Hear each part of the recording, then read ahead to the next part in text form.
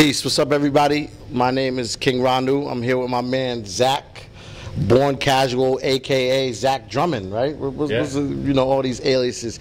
But we're happy to be here at FET Madir TV with another installation, trying to bring you what we're doing here at FET and also showcase some of New England's finest talent.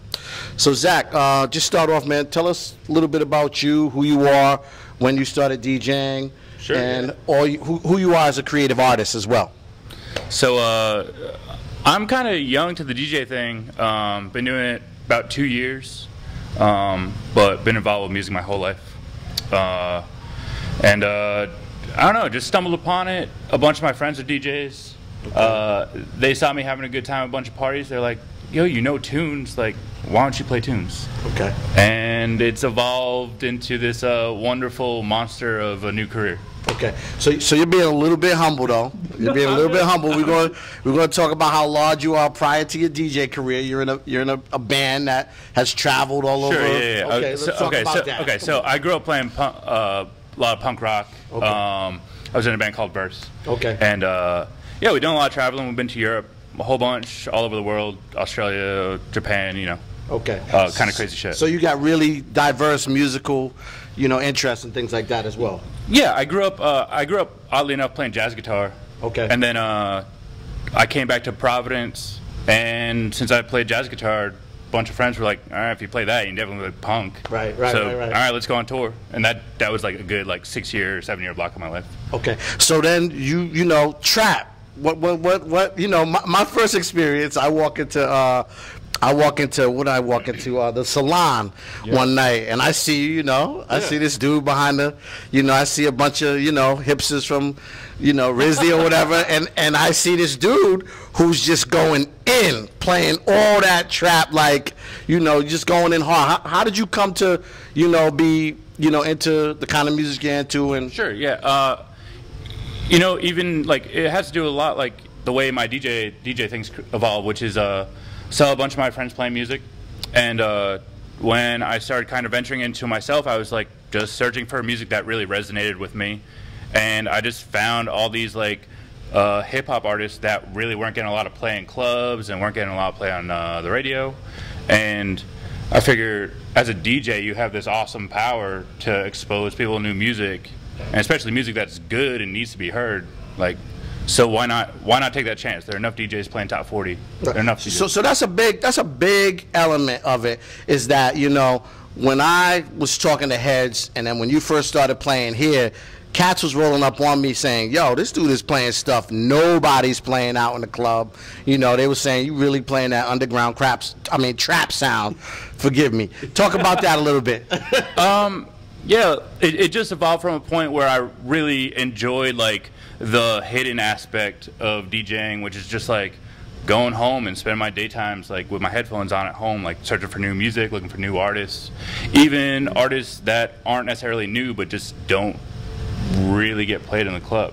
Okay. I don't know. I don't want any party I work to be I don't know.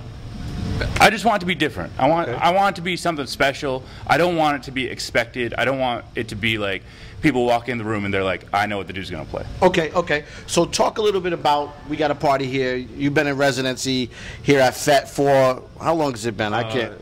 It's coming up on a year in November. So we're coming up on a year where you became the resident DJ. I remember the night that it really sparked is we had a comedy night here, and there was some folks in here, you know, from the urban community, some black folks in the room. Yeah, Tommy Davidson. Thank you, Tommy Davidson. Tommy Davidson was in the That was the night. room. And so it was Valentine's Day. It was Valentine's Day. And so people on their way out from Tommy Davidson's fell up in the lounge. Yep. And you was killing it, and people went bananas, and you just had this like clash, but it was a lovely like just mixture of people. Talk a little bit about that feeling that night, and then, you know, I know you and I talk about that a lot, but like what's the impulse behind your parties in general that people might not be picking up on because they come with their own, you know. I mean, anytime anybody walks into a room, like they have their own ideas and dreams about what that night's going to be for them. But I think what's important is like a party's for everybody. Like And I haven't really looked up the exact definition of what party is. It's fat, man. Y'all got me? Fat. That's the definition of party. Don't get it twisted. You want to party in Providence? You want to party in New England? Come to fat. Keep going. But yeah, man, like why have a party? Why have something that's supposed to be nothing but a good time and try to put like labels on it or words on it that might keep people away from it? Right. Like the party should be all inclusive. It's like we're here to have a good time. Right.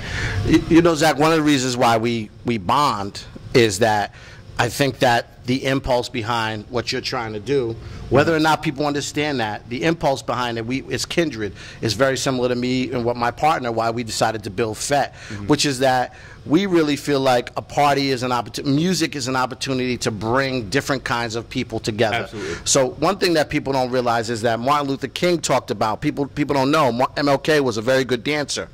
And he talked about how important the party was to the movement also, that it wasn't just about people rallying and this, that, and the other, that after party that night, that celebration was also important to the spirit and the upliftment of the people that were involved. Yeah, I think that makes a lot of sense. I mean, no matter, like we hit that weekend, everybody is, besides myself who has a ridiculous schedule, but everybody parties all the time. Everybody is just moving forward through their Monday through Friday to hit that Friday night, hit that Saturday night, till release. Yep. That's it. Yep. You know what I mean? To shake that load off, like Outkast says. Yeah, exactly. Like you're dealing with bullshit. Like everybody has a boss somewhere. Everybody has somebody that looks down on you. Everybody's getting kicked around somewhere in their life. And a party, this space is the perfect place to forget all that. Like fuck all that bullshit. Just let's have a good time. Where do you see Casual Saturdays going?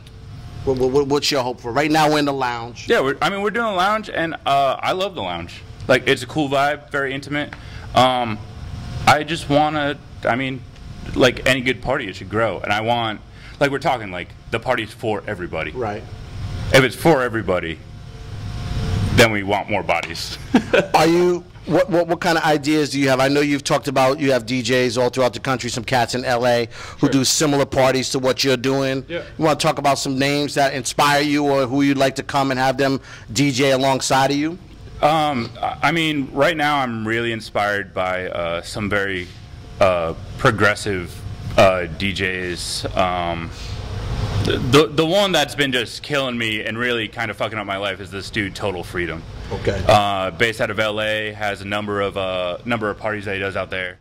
Plus the music he plays, the way he mixes, it's just really the next level of what I would love to see done with my career and done with the parties that I'm trying to put on. Okay. What inspires you as an artist, as a musician, as a human being? You know, what inspires and motivates you?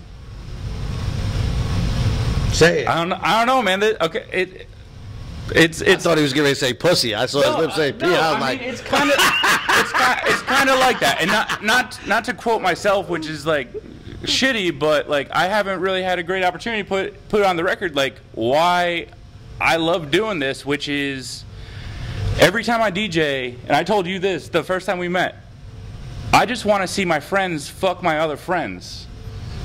There it is. What's a better reason to be a DJ than to be playing music that that resonates with everybody in the room so much that people that you know that don't know each other are gonna go home and fuck. Like, what's better than that? There's nothing wrong with it. I used to do a party, and that was my impulse behind it. My goal was like, I'm gonna make these people go home and make love. That's it. There's nothing wrong. Don't be shy about it, bro. That's it. Like, I mean, as you know, as chill as that is, that's exactly my goal. All right, last thing, because they need you upstairs for church. Yeah. Tell us, can you describe in your own words what the FET experience is? I mean, like for me, this is home. That's it. Okay. I come here every Saturday night. I mean, I come here every Saturday night to work, but I come here often. But I just walk in the building. It's like fucking hugs, handshakes all around, fucking partying, drinking, have a good time. You heard it. Fett is home. Thank you, everybody. Thank you, Zach. Appreciate it, brother. Yeah, man. You know we got nothing but love for Always. you. Yes, Fett Madir TV, you, over and out. King Ranu. Peace.